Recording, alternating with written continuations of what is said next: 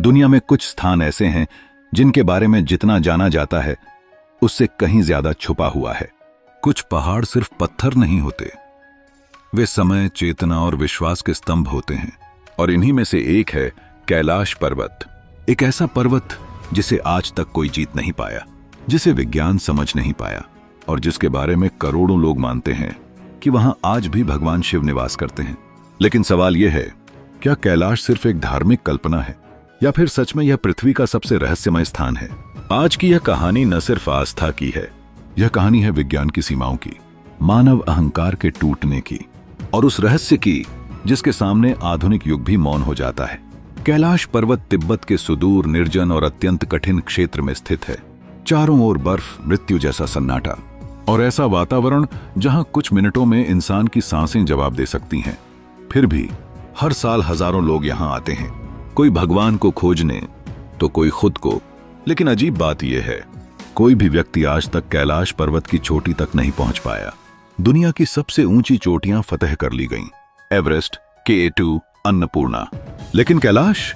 और यह सिर्फ संयोग नहीं।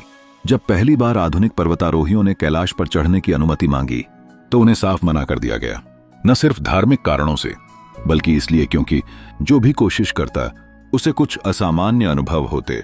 कुछ ने बताया कि समय असामान्य रूप से तेज चलने लगा, किसी की घड़ी घंटों आगे निकल गई, किसी के बाल और नाखून कुछ ही दिनों में बढ़ गए और कुछ लोग वापस लौटे ही नहीं।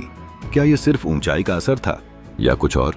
हिंदू धर्म में कैलाश को भगवान शिव का निवास बताया गया है, वह स्थान जहां शिव ध्यान में लीन है, न सृष्टि से जुड़े न विनाश से।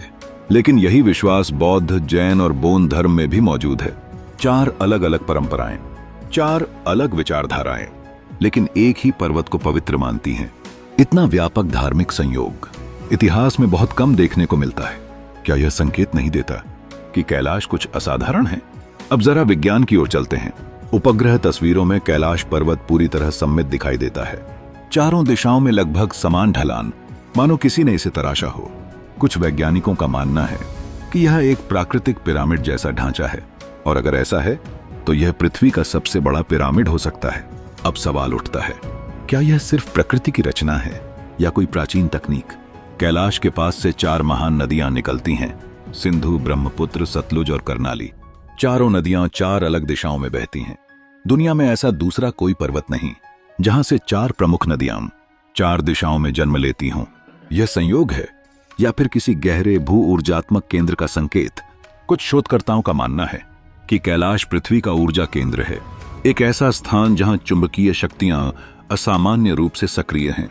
यही कारण हो सकता है कि यहां कंपास काम नहीं करते, ड्रोन फेल हो जाते हैं और इलेक्ट्रॉनिक उपकरण जवाब दे देते हैं।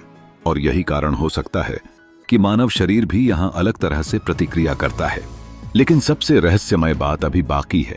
कई साधुओं और यात्रियों ने दावा किया है कि उन्होंने कैलाश के आसपास अजीब प्रकाश देखा, ध्यान में बैठे दिव्य आकृतियां और कभी-कभी डमरू जैसी ध्वनि।